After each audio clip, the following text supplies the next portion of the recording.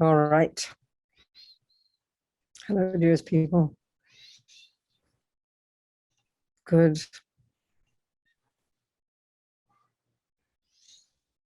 All right. So I thought we'd do something different this time. We can do the 9-round breathing meditation, followed by a little bit of watching our mind, which is the beginning of Mahamudra. We'll do that this week. I mean, all our Thursdays for November. We'll see how we go.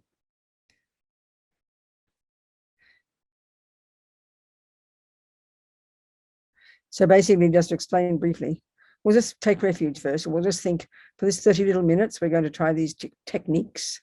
This is coming from Lama Yeshe, based on his book Mahamudra, How to Discover Our True Nature, which is a particular method of using the two modes of meditation, concentration and insight, as a means of seeing the nature of our mind, first conventionally and then ultimately understanding the emptiness. We'll just try out different bits of it, okay? Maybe I'll read from Lama sometimes, his instructions. So we think we're going to do this so we really can discover our true nature.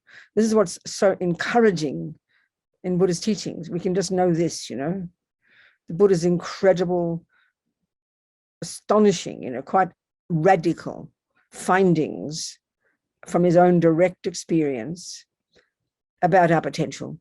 I mean, this should really, we wouldn't be depressed. We wouldn't be depressed or anxious if we could really see this. We could really have confidence in this. So of course, we can only have confidence in it by first reading the teachings and hearing it and then thinking about the logic of it, because it's not something mystical, it's logical. But that takes time to process. It takes time to internalize. So the Buddha's findings are that this mind of ours, this consciousness, this non-physical cognitive process itself, the consciousness itself. I'm not discussing the physical.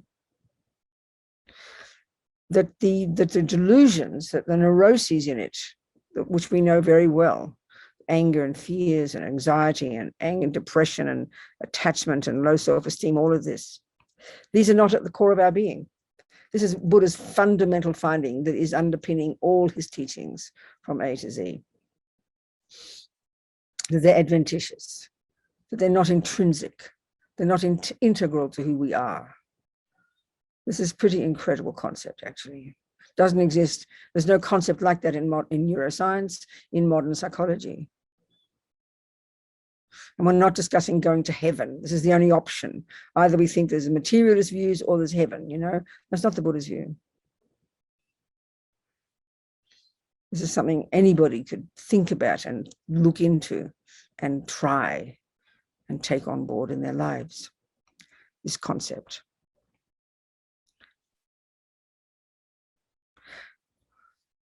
So first, as Lama would say, the body is important. The body doesn't meditate, but it's important to have it in a conducive position. So, as always, we'll just check the position of our body. So we're going to do this little practice so we can discover our true nature so that we can then help others. That's the point. We can be, finally be of benefit to others. Not just not harm them, but benefit them. That's the purpose. So the body is about 7 or 8 points about the body. Best is to be in what they call full lotus position. This is best for the most advanced practices because the subtler physical and mental energies are aligned. The subtle mental and physical energies are connected. And when the body is in a good position and it can be very upright and stable, meditators can stay for days and months in this position if their legs are in full lotus position, because you don't topple, it's stable, you don't topple over. Of course, if we can't do that, one leg up on the other thigh, and if we can't do that, ordinary cross-legged. And if we're not doing that, then sitting in our chair. But if we're in a chair, don't slump into the back. Hold yourself upright. As Lama says in the books, don't sort of space out. Don't think this is relaxation and just slump your body. The body's got to be a little bit tight because we've got to stay alert. And that's not easy when we're having our eyes closed. The instinct with your eyes closed is to sleep, isn't it? So the body upright. But all your muscles relaxed. The body upright, but muscles relaxed. Shoulders square but relaxed. Hands in the meditation mudra in your lap, the left underneath, the right on top, thumbs touching, forming a triangle.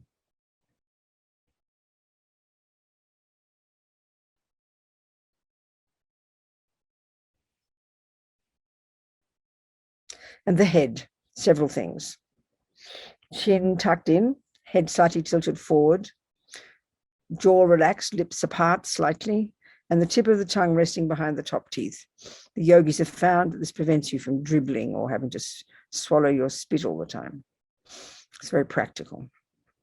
And your eyes, just for this 30 minutes, can be lightly closed. When we're good meditators, we can have them open, and that means the light can come in and it keeps the mind sharp. One of the major obstacles in meditation is the mind we space out. We have to keep the mind alert. Okay, so settle into this physical position. And now sort of forget about the body. Your eyes should be looking down underneath your eyelids, looking as if you're looking along your nose towards the ground.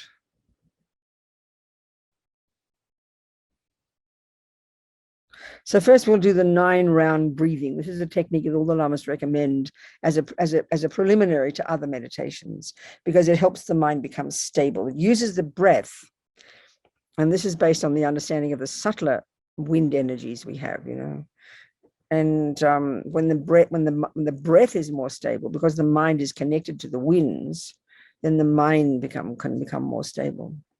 But it's a very good practice in itself. So we'll start with that. So I'll explain it first, and then you do it at your own pace. Actually, it's your breathe. It's a series of 3 sets of 3 breaths, 9 in total.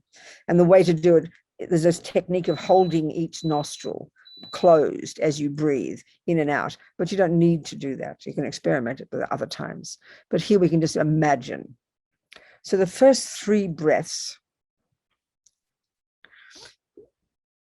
First breath in, we visualize breathing in. Obviously, you've got to breathe in first. So you breathe in and you imagine all the air coming in the right nostril. And then when you breathe out, you imagine, now this is the key point about the 3, the breathing out through the left, you visualize, you imagine, it's all your attachment energy. So attachment is the dissatisfaction, always wanting something more, anxiety, agitation, dissatisfied, always expecting, always projecting into the future, all this emotional hunger we have, all our attachment energy, through the left nostril, we visualize it like yucky smoke disappearing into space. Really want that. Imagine that as you breathe out through the left nostril. Then the next 3, you breathe in the opposite direction. You breathe in through the left, and then you breathe out through the right, of this yucky smoke.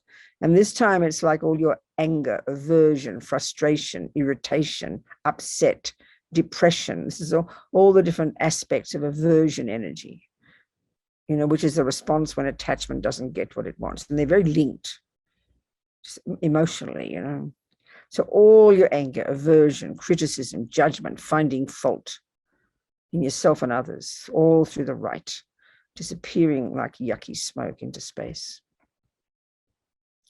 And the third 3, it's your indifference, which is one of the ignorance, indifference, uncaring energy, or kind of like fundamentalist ignorant energy, ignorance through both nostrils, disappearing into space. So the first 3 you visualize all out through the left, your attachment. Second 3, visualizing all out through the right, aversion. Third 3, ignorance through both. So you can add, it's very nice to add to that, when you breathe in all the opposite, the virtuous energy, the good energy, the non-attachment energy from the whole universe. It comes in as white light. You breathe it in, completely breathe it in through the right nostril first, and then it sort of, imagine it's driving out all the attachment through the left nostril. And then the opposite for anger, and then the 2 in through both, and out through both for ignorance. First 3 out through the left, attachment. Second 3 out through the right, aversion. Third 3 out through both, ignorance. And really kind of, it's the physical thing and it's your mind. It's both together working. just full, not forced breaths, but full, complete breaths. And if you lose track, just start again.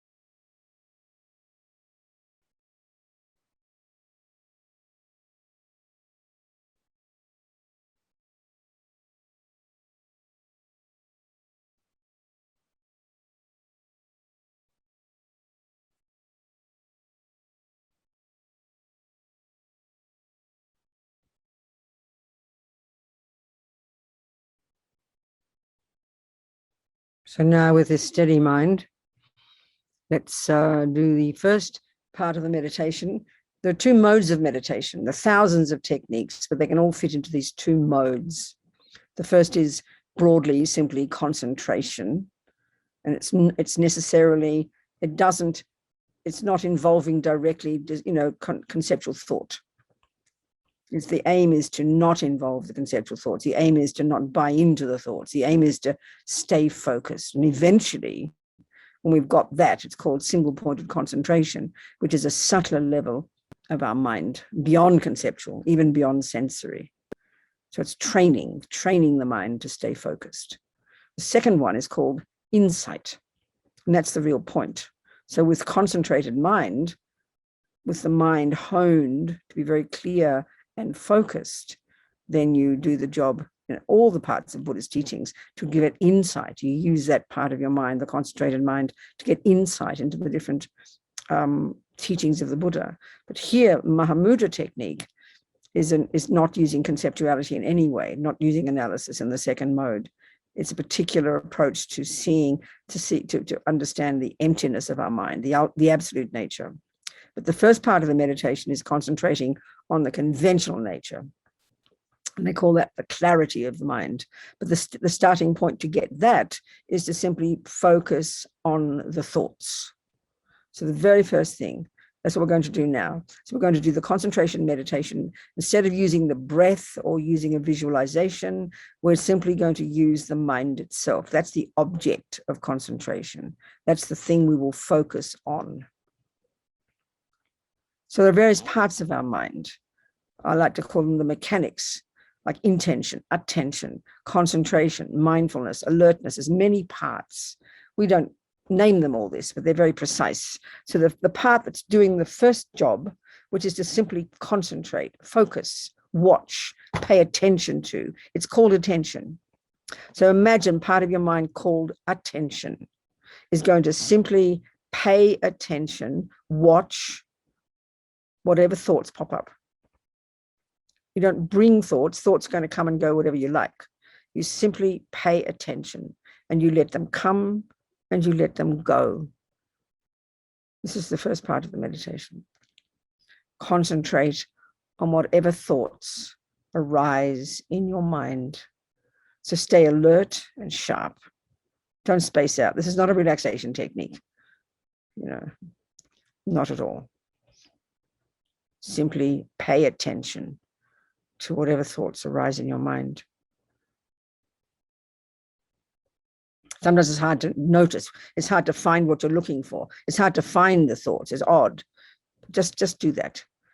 Simply pay attention. Keep your mind very alert. When you space out, you bring your attention back. You stay sharp and alert. Just pay attention. Watch the thoughts. That's it.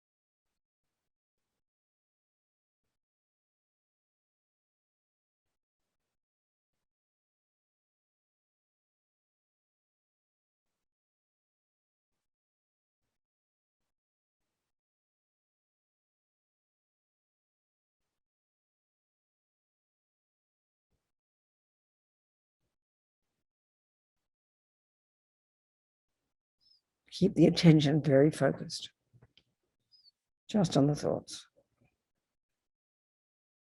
And if your mind is very busy, that's good. Something to look at, isn't it? Something to watch. Whatever thoughts come, just observe. No analysis, no discussion with them, no involvement with them. Just let them come and go. Just watch.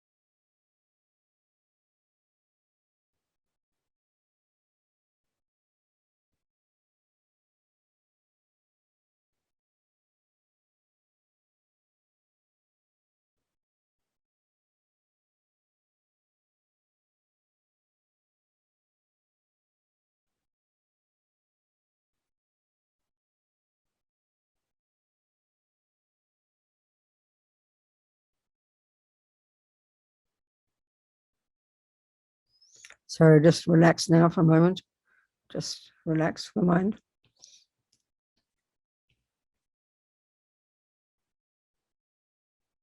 The thing is, the quality of a concentrated mind,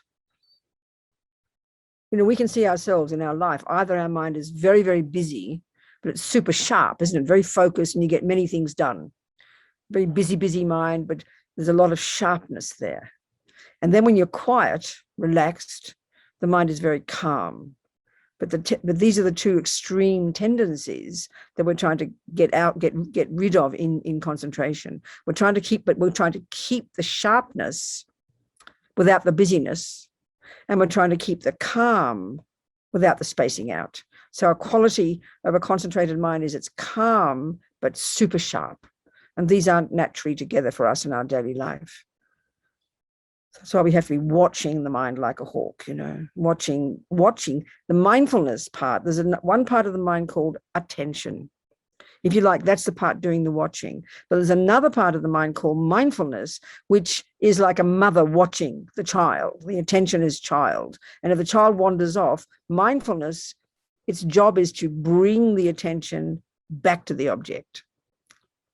There's other parts of the mind working as well, but these are the main ones we can think of. Just imagine those parts.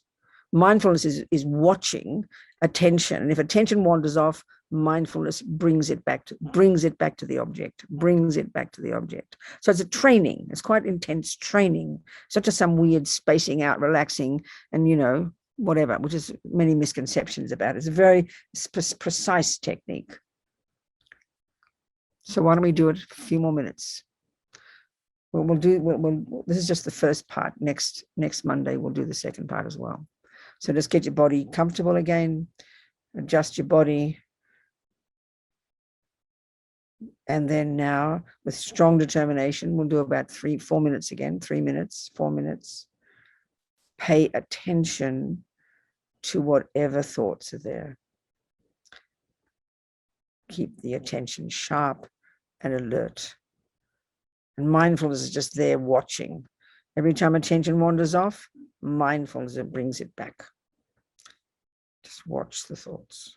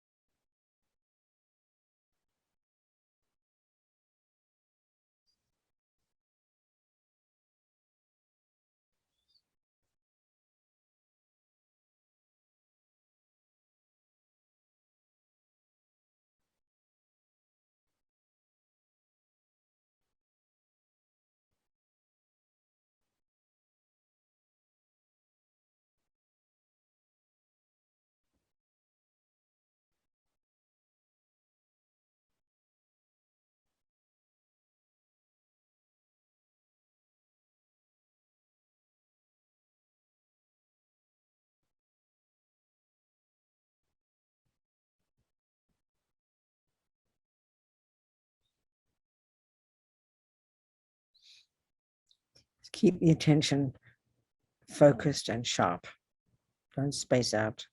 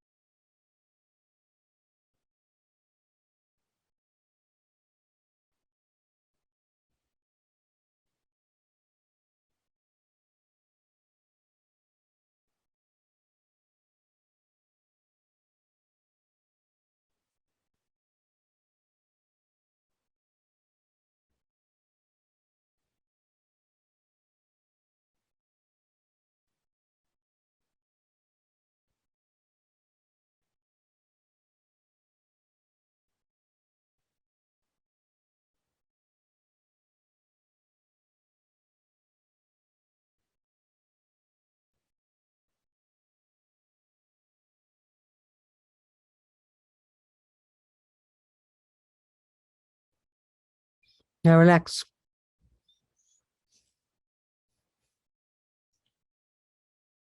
So when the mind really gets steady in this first part of the meditation, then the object becomes what they call the clarity of the mind, which is quite subtle. And that's said to be the way they describe the conventional nature of our mind. And then when we move to the second mode of meditation, the second part, we include that gets us to start to try and realize the ultimate nature of our mind, which is its emptiness. We'll include that another time. So we just think whatever, this 30 minutes of effort, focusing our mind, imagine steadying our mind, so we can discover our true nature, so we can help others. How amazing. Delight in our 30 minutes of work. Thank you, precious people. Thank you, Venerable Robina. Whether it's the end of the day or the beginning of the day, make the most of the rest of the day. Watch your mind like a hawk, and then use your body and speech to help others. That means every second of day is practice. Thank you, darlings.